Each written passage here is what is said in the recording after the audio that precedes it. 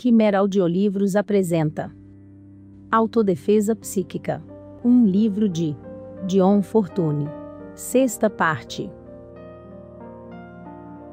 A diagnose de um ataque psíquico. Métodos empregados para efetuar um ataque psíquico. Bruxaria, antiga e moderna. O conhecimento das drogas. Fatores envolvidos na realização de um ataque psíquico. Concentração mental. Invocação da força cósmica. Exemplo de uma invocação cerimonial. O mágico como canal da evocação. Métodos para pôr-se em contato com a vítima. Substituição. Talismãs.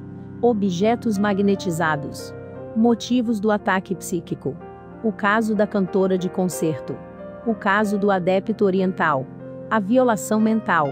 Quem quer que leia os antigos livros sobre bruxaria, compilados frequentemente pelos caçadores profissionais de bruxas a partir das confissões, obtidas sob tortura, das pretensas bruxas, descobrirá que os fenômenos descritos caem em certas categorias gerais, que são semelhantes em diferentes épocas, e em diferentes partes do mundo, que ficamos com a impressão de que deve haver algum fogo sob tanta fumaça.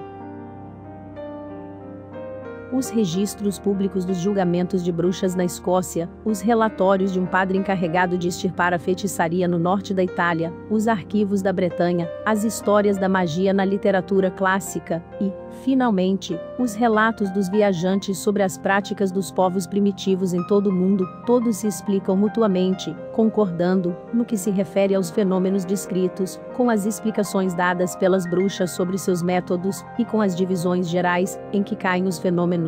Devemos analisar, em primeiro lugar, a utilização das drogas, de que a fraternidade negra em todas as épocas, sempre possuiu um notável conhecimento.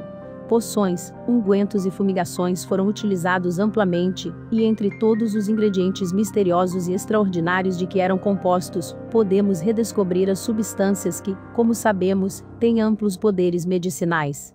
A papoula, que produz sono e sonhos, o cânhamo, que produz visões, a datura, que causa a perda da memória, grãos empestados, que produzem o aborto, insetos, que são poderosíssimos afrodisíacos, cascas de árvores, que são eficazes anafrodisíacos, e, no Novo Mundo, os brotos de certos cactos, tudo isso, e muito mais, desempenhou seu papel nas infusões das bruxas. Paracelso obteve renome por utilizar algumas tradicionais poções mágicas para fins medicinais. Os Borgia obtiveram infâmia por empregá-las, como venenos sutis que destruíam a mente sem necessariamente destruir o corpo. Conta-se que o filósofo romano Lucrécio perdeu a sanidade devido a uma bebida mágica, que sua mulher lhe deu, para restaurar a sua afeição por ela. Existem antigas receitas de ungüentos de bruxas, que contêm ópio e cantárida. Não é difícil imaginar que espécie de sonhos irromperiam no sono assim induzido. C.S. Olivier, em seu recente livro Analysis of Magic and Witchcraft, opina que a assistência ao sabate era a miúde obtida através de sonhos induzidos por drogas. Venenos sutis exercem também um papel na eficácia das maldições, sendo o método favorito fazer um talismã de bronze, cobre ou chumbo, e prendê-lo discretamente no fundo de um vaso de beber, ou de uma panela. Que efeito tinha o talismã? Eis um dado conjectural, mas não há dúvida pelo menos quanto ao efeito do chumbo, que se dissolve constantemente em pequenas quantidades, e do verdete nos alimentos. Mas embora todas essas coisas fizessem parte, e parte considerável, do culto das bruxas, não podemos considerá-las estritamente como um método de ataque psíquico, e referimos-nos a elas nestas páginas apenas, para que seus efeitos possam ser excluídos da diagnose. Há 3 fatores num ataque psíquico, e qualquer um deles, ou todos, pode ser empregado numa dada ocasião. O primeiro deles é a sugestão hipnótica telepática. O segundo é o reforço da sugestão pela invocação de certas forças invisíveis. O terceiro é o emprego de alguma substância física como um point d'appui, ponto de contato, ou vínculo magnético. A força empregada pode ser utilizada como uma corrente direta, transmitida pela concentração mental do operador, ou pode ser conservada numa espécie de acumulador psíquico, que pode ser um elemental artificial, ou um talismã. No capítulo 2, consideramos com alguma extensão a da sugestão, e não precisamos repetir o que já foi dito, exceto para lembrar ao leitor que a essência da telepatia consiste na indução simpática da vibração. Os psicólogos experimentais sempre suspeitaram que a emoção é muito semelhante à eletricidade. Eles provaram conclusivamente que os estados emocionais alteram a condutividade elétrica do corpo. O ocultista acredita que a emoção é uma força de tipo elétrico, e que no caso do homem comum ela se irradia dele para todas as direções, formando um campo magnético, mas no caso do ocultista treinado ela pode ser concentrada num feixe e direcionada. Suponhamos que você seja capaz de concentrar toda a sua atenção sobre uma única emoção, inibindo tudo mais, você terá alcançado um estado emocional puro, não adulterado e não diluído. Toda a força vital, que se juntou à sua alma fluirá, por conseguinte, nessa simples subdivisão de um único canal, ao invés de espalhar-se pelas inúmeras ramificações dos 3 canais comuns anteriormente referidos. A concentração será tremenda, mas ela será obtida a um preço tremendo. É para alcançar essa terrível concentração, que os santos do Ocidente, e os iogues do Oriente praticam um ascetismo torturante. Você precisa vender tudo que possui para adquirir essa pérola valiosíssima, e um eco do método persiste na tradição dos contos de fada, em que a pessoa que descobre a pedra da sorte só pode ter um único desejo. Tal concentração é boa para um propósito, e apenas para um. Podemos nos concentrar sobre uma cura, ou sobre uma destruição, mas não podemos operar as duas simultaneamente, e não podemos também mudar facilmente de uma para outra. Não podemos combinar os incompatíveis nos limites de uma única vida. Ou seja, se nos concentramos num trabalho de maldição e morte, para realizar um ato de vingança, e a nossa raiva é saciada, não podemos imediatamente virar a direção da alma, e nos reconcentrar em trabalhos de sabedoria e redenção. Podemos comparar a alma que se move com a maré da evolução a uma roda que gira no sentido dos ponteiros do relógio, e a alma que se move contra a maré da evolução a uma roda que gira em sentido anti-horário. A posição do eixo pode ser alterada de modo que a roda gire qualquer ângulo, sem que a direção de sua revolução seja afetada, mas o volante deve parar antes que o engenho possa ser invertido, e um grande volante exige um grande esforço para ser detido. Além disso, para inverter o volante, temos que parar o mecanismo. O movimento normal da alma é no sentido horário, à frente da corrente da evolução. Precisamos pensar muito antes de tentar inverter essa direção, mesmo momentaneamente, a fim de realizar um trabalho de maldição e morte. O velho refrão "vai haver o diabo" diz bem a verdade. Além disso, é questionável se existe essa inversão momentânea da direção. O impulso deve ser refreado e iniciado novamente, antes que a inversão da direção possa ocorrer. Forças poderosas podem ser desenvolvidas por essa concentração subjetiva da própria mente, mas mesmo as forças mais poderosas podem ser utilizadas, se aplicarmos o equivalente mecânico das marchas, se, em outras palavras, enquanto essa tremenda concentração está sendo mantida, captamos os contatos da força cósmica correspondente. Utilizamos os poderes da mente humana como um arranque automático, e, enquanto a menor roda propulsora está girando, engatamos a engrenagem do mecanismo principal. Há um breve período de luta enquanto a pequena peça força as alavancas relutantes da grande máquina, mas depois o vapor toma impulso e o mecanismo recomeça seu trabalho. Depois disso é apenas engatar a marcha e dirigir, se você for capaz. Ocorre o mesmo com a magia cerimonial. Examinemos um caso concreto de alguém que deseja servir-se de uma força belicosa. Ele teria que recorrer a uma cerimônia do planeta Marte. Drapejaria seu altar com um tecido vermelho, e ele próprio vestiria uma túnica escarlate. Todos os seus utensílios mágicos seriam de ferro, e o seu bastão de força seria uma espada nua. Sobre seu altar ele colocaria 5 velas, pois 5 é o número de Marte. Sobre seu peito, estaria o símbolo de Marte gravado num pentágono de aço. Em sua mão, estaria um anel de rubi. Ele queimaria enxofre e salitre em seu turíbulo. E então, de acordo com o trabalho em vista, invocaria o aspecto angélico ou demoníaco da quinta Sefirá, Geburá, a esfera de Marte. Invocaria o nome divino de Geburá, chamando o Deus das batalhas para ouvi-lo, ou arquidemônio da quinta morada infernal. Tendo realizado essa poderosa invocação, ele se ofereceria então a si próprio no altar como canal para a manifestação da força. Há ainda muitas fórmulas, que ensinam como fazer, para que uma força seja captada sem a necessidade de o próprio mágico ser o canal. Em minha opinião, elas são absolutamente ineficazes. O único substituto possível para o mágico é um médium em transe. É por essa razão que a magia ritual não consegue realizá-la. Você não pode fazer uma omelete sem quebrar os ovos, e se você tenciona ser um mágico, você tem que ir até o fim. Quando se trata de captar o aspecto angélico de uma força, a questão é inteiramente diversa. Ser o canal de uma tal força constitui um grande privilégio, e é uma iniciação em si. O operador precisa apenas eliminar de sua natureza todas as incompatibilidades e manter-se concentrado sem vacilações. O pior que pode acontecer é ele não obter resultado algum. Mas quando ele procura captar o aspecto demoníaco de uma esfera, o assunto muda de figura.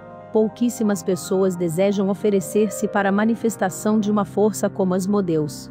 Eu não acredito que haja qualquer esquema para invocar os demônios sem ser obsediado por eles, a não ser o método de Abramelin, que envolve 6 meses de preparação, e só é operado após se ter alcançado o conhecimento e a familiaridade do anjo guardião sagrado. A beira do abismo está bem protegida. Não é possível atirar com o revólver e evitar o coice da arma. Tendo invocado e concentrado sua força, o feiticeiro tem em seguida que considerar seu alvo. Ele precisa entrar em contato astral com a vítima.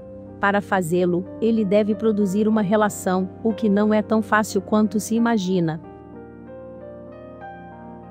Em primeiro lugar, ele tem que encontrar sua vítima e estabelecer um ponto de contato em sua esfera, e em seguida, operando a partir dessa base, conseguir penetrar-lhe a aura. Uma força desfocada não é muito útil. Um foco deve ser obtido. O método comum é obter algum objeto que esteja impregnado com o magnetismo da vítima visada, uma mecha de cabelos, um cortador de unhas ou qualquer coisa que ela vista ou manuseie. Tal objeto está vinculado magneticamente ao seu possuidor, e o feiticeiro pode seguir a pista, e assim penetrar na esfera de sua vítima, e estabelecer uma ligação. Ele procede então, como qualquer hipnotizador que conseguiu colocar sua vítima nos primeiros estágios de hipnose. Por meio do vínculo magnético, ele ganhou a atenção psíquica de sua vítima, que ouvirá suas sugestões subconscientemente. Resta então observar se as sementes de pensamento assim plantadas lançarão raízes ou se serão expulsas da mente. Em todo caso, a vítima ficou perturbada e inquieta. Se um vínculo magnético não pode ser obtido, o praticante da magia negra precisa recorrer a outros estratagemas. Um dos mais comuns é o da substituição. Um objeto é escolhido, e por meio do cerimonial, é identificado com a vítima visada. Por exemplo, um pequeno animal pode ser batizado com o nome da vítima, e depois imolado, normalmente por tortura, com o operador concentrando-se entre mentes na personalidade do original. O velho estratagema de fazer uma imagem de cera, e derretê-la diante do fogo, ou enfiar cravos numa estátua de madeira, batizada com o nome da vítima, é frequentemente encontrado nos registros dos julgamentos de bruxas. Enfiar cravos não tem, de fato, nenhum efeito imaginável sobre a vítima, mas ajuda a concentração do operador. O método do talismã é também empregado de várias maneiras. Um talismã é um símbolo que representa uma certa força, ou uma combinação de forças, gravado numa substância conveniente, e magnetizado pelo ritual. Ele pode ser feito de qualquer coisa que retenha o magnetismo. Metais, pedras preciosas ou pergaminhos são empregados com frequência.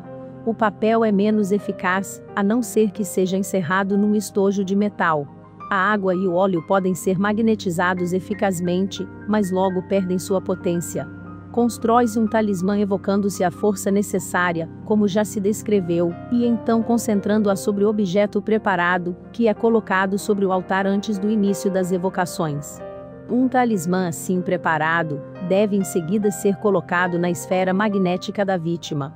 Conta-se que a senhora Burton, desejosa de converter seu marido livre pensador, o famoso Sir Richard Burton, o grande explorador, costumava pedir ao seu padre, para benzer pequenas estátuas de santos, e colocava-as nos bolsos de suas roupas. Um estratagema semelhante é utilizado pelos operadores do ocultismo negro. Objetos magnetizados são colocados nos quartos habitualmente ocupados pela vítima, ou enterrados em seu caminho, de modo que ela deva passar sobre eles com frequência. Esses talismãs malignos não apenas agem por seu próprio poder, mas também servem para o feiticeiro como ponto de concentração para suas meditações. Efeitos nocivos são também produzidos por objetos que foram utilizados na magia negra e que se impregnaram com as forças em cuja geração foram empregados. As bugigangas do equipamento mágico aparecem em lugares muito estranhos. Eu estava presente a um leilão numa cidade rural, quando os 12 signos do zodíaco, caprichosamente pintados numa lousa, vieram à venda. Várias de minhas amigas haviam adquirido tesouros mágicos, tais como lâmpadas de altar e queimadores de incenso, que obviamente provinham de lojas rituais, mas a melhor peça da coleção era uma vara mágica, que foi posta em leilão juntamente com um lote de pás e tenazes. Grandes globos de cristal são vistos com frequência nos antiquários. Todos esses objetos devem ser cuidadosamente desmagnetizados antes de entrarem na esfera psíquica de alguém. Eu estava participando certa vez de uma série de experiências psíquicas, que seguiam seu curso normal, quando, por nenhuma razão aparente, as coisas começaram a sair errado, e houve um verdadeiro cataclismo. Não soubemos senão depois que o proprietário do apartamento, em que as coisas ocorriam, havia adquirido um tapete que havia sido utilizado num ritual mágico por um ocultista, de quem somente a extrema brandura poderia ser considerada duvidosa. O elemental artificial é realmente a base da eficácia das maldições. Nesse caso, não se emprega nenhuma substância física, mas uma porção do akasha, é modelada numa forma definida, e assim conservada pela vontade do operador, até que, por assim dizer, endureça. Derrama-se nessa forma a energia concentrada do operador, algo de seu próprio eu, vai para ela. Essa forma é a sua alma, e é como um torpedo autogovernado, que se põe a mover contra um alvo escolhido. O operador, se for um mágico experiente, pode deliberadamente animar essa forma mental com essência elemental, que é a substância rude e indiferenciada da vida extraída de um ou outro dos reinos elementais. É para se fazer isso, que se invoca a maldição em nome de algum ser. O amaldiçoador declara: eu amaldiçoo por isso e aquilo. E essa evocação chama a essência que anima a forma mental, produzindo assim um elemental artificial, que é dotado de uma vida própria e independente. Se desejamos saber algo sobre a eficácia das maldições, devemos apenas examinar o relato dos homens, que estiveram envolvidos na abertura da famosa tumba de Tutankhamen. Há muitos outros casos igualmente bem documentados. Podemos ser expostos a um aborrecimento oculto, seja contrariando ou de alguma outra maneira enredando-nos com um ocultista inescrupuloso, seja envolvendo-nos com uma duvidosa fraternidade oculta. No caso de uma disputa com um ocultista, além dos motivos humanos comuns para um abuso de poder, é preciso contar com o fato de que um adepto que não é dos mais puros sempre sofre da desagradável enfermidade psíquica do ego hipertrofiado. Ele amará o poder para seu próprio bem, e tomará qualquer deserção da parte de um antigo seguidor, ou qualquer resistência à sua vontade imperiosa, como um insulto pessoal, ou mesmo como uma injúria. Com uma mente treinada, um pensador irado causará danos, e eu soube de casos de ocultistas que, por puro melindre, chegaram a extremos da maldade.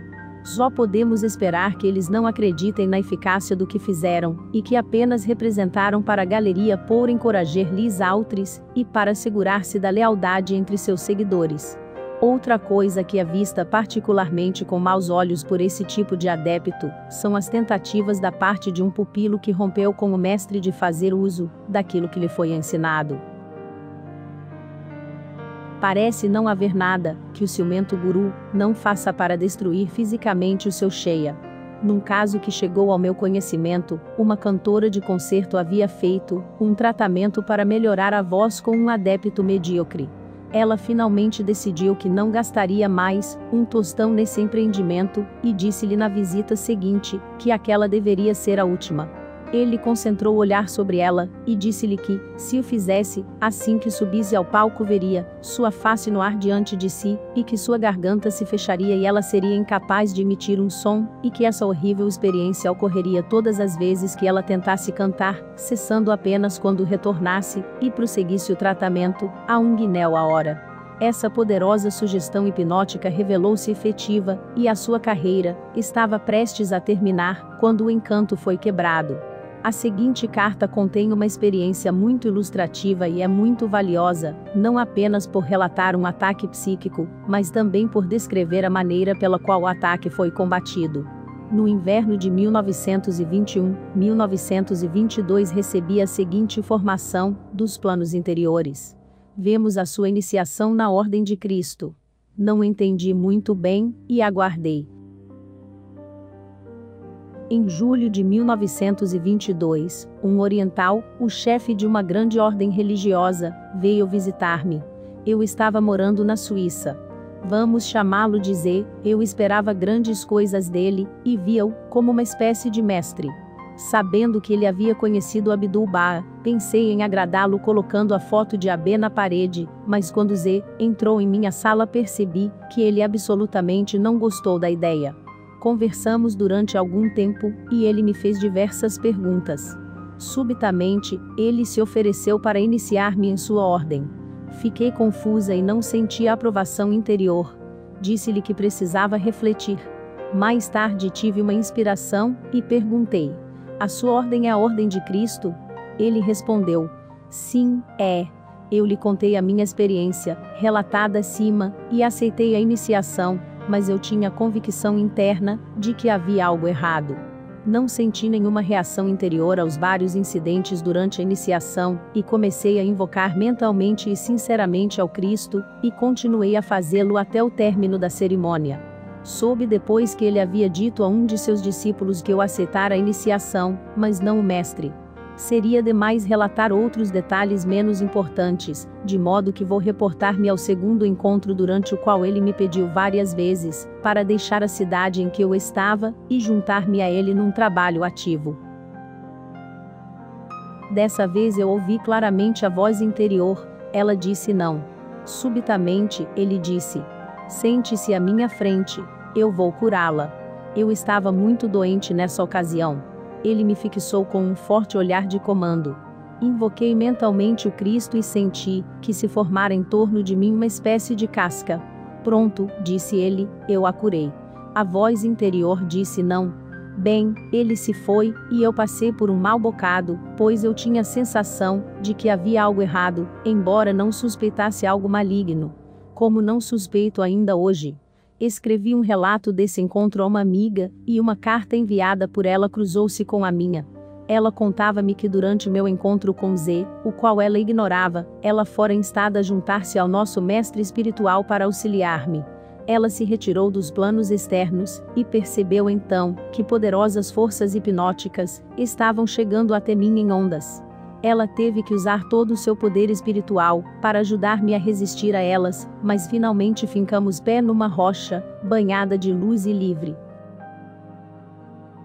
Minha carta deu-lhe a chave do ocorrido, mas ela replicou: tome cuidado, Z tentará novamente. Ele percebeu que foi impedido, e tentará nos planos interiores na próxima vez. Aqui começa a grande experiência.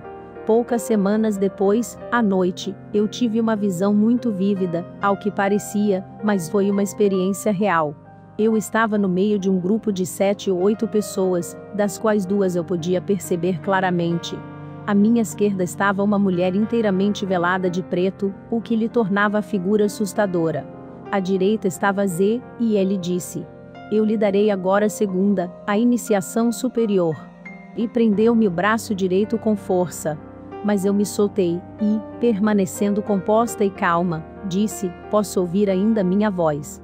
Antes que essa cerimônia prossiga, quero dizer algo. Não posso admitir nada, e ninguém entre mim e o Cristo. Houve um lamento, mãos em gestos ameaçadores e tudo desapareceu. Pouco depois rasguei. meu cartão de iniciação, tirei Z da cabeça, e não tive nenhuma experiência pessoal consciente com ele desde então. Mas eu lhe havia apresentado um jovem músico francês de elevada posição social, de quem ele havia gostado bastante. Vamos chamá-lo de F. F e eu somos muito amigos, e naquela época ele precisava de alguma música oriental para uma de suas composições, e por outro lado, ele poderia ter sido extremamente útil a Z, por quem ele se sentia fortemente atraído.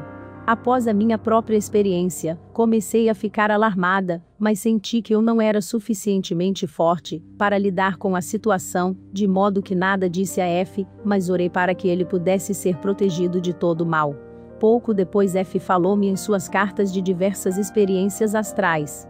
Em seus sonhos ele passava por toda sorte de coisas desagradáveis e vozes lhe diziam: peça a Z que o ajude. Ele o ajudará. Então ele percebia a minha presença, e começava a evocar o Cristo, tudo isso em seu sonho, e as imagens desapareciam. Isso aconteceu mais de uma vez. Somente quando nos encontramos novamente eu lhe falei de minha própria experiência. Devo acrescentar que uma amiga com poder psíquico veio ver-me por esse tempo, e disse: na semana passada, à noite, eu a vi por 3 vezes. Você me pedia para ajudar a salvar um jovem que estava em perigo. O que isso significa? O caso acima indica claramente a utilização deliberada do poder mental por Z, e sua pretensa cura espiritual era uma óbvia tentativa de hipnose. Minha correspondente diz claramente que nunca suspeitou que ele tivesse qualquer propósito maligno, e que ele agia corretamente de acordo com as suas luzes. Eu afirmo, contudo, que qualquer tentativa para dominar os outros, ou manipular de alguma maneira suas mentes sem o seu consentimento, é uma intrusão injustificável em seu livre-arbítrio, e um crime contra a integridade da alma. Como podemos julgar as íntimas necessidades espirituais de uma pessoa, especialmente se ela preferiu não confiar em nós? Que direito temos de invadir a sua privacidade espiritual, e colocar o nosso nariz nos assuntos de seu ser mais interior? É tão comum a prática de enviar nomes de pessoas aos círculos de cura com o pedido de que eles se concentrem nelas, sem se tomar a precaução preliminar de pedir-lhes sua permissão, que ouvi anunciado da plataforma de um grande encontro público de espiritualistas, que só seriam levados em consideração os casos em que houvesse um assentimento por escrito do interessado. Felizmente para todos, os procedimentos desses círculos de cura são normalmente tão fúteis que ninguém precisa temer ser o alvo de sua concentração, mesmo se eles estiverem tentando o assassínio. No entanto, resta o princípio, e só posso lembrar a minha opinião mais uma vez, como já lembrei várias vezes, de que tal procedimento é uma ultrajante falta de modos e de boa fé, e contrária a toda a tradição ocultista. Penso que posso dizer honestamente que nunca desejei dirigir as grandes correntes de destruição para meus companheiros ocultistas, embora haja alguns dentre eles em quem eu gostaria muito bem de dar umas palmadas. Assuntos abordados: defesa psíquica, autodefesa psíquica, defesa energética, defesa espiritual, ataque psíquico, ataque energético, ataque espiritual, duplo etérico, sensitivos, o poder da mente humana, o poder da mente, manipulação mental, ocultismo, magnetismo pessoal, hipnotismo, telepatia, distúrbio psíquico, distúrbio mental, psicanálise, estudo do ocultismo, psicologia, estudo espiritual, desequilíbrio mental, poder da mente humana, distúrbio emocional. Os melhores audiolivros da internet você encontra em nosso canal. Inscreva-se, ative o sino e aproveite. Confira também outro audiobook de sua escolha. Até a próxima!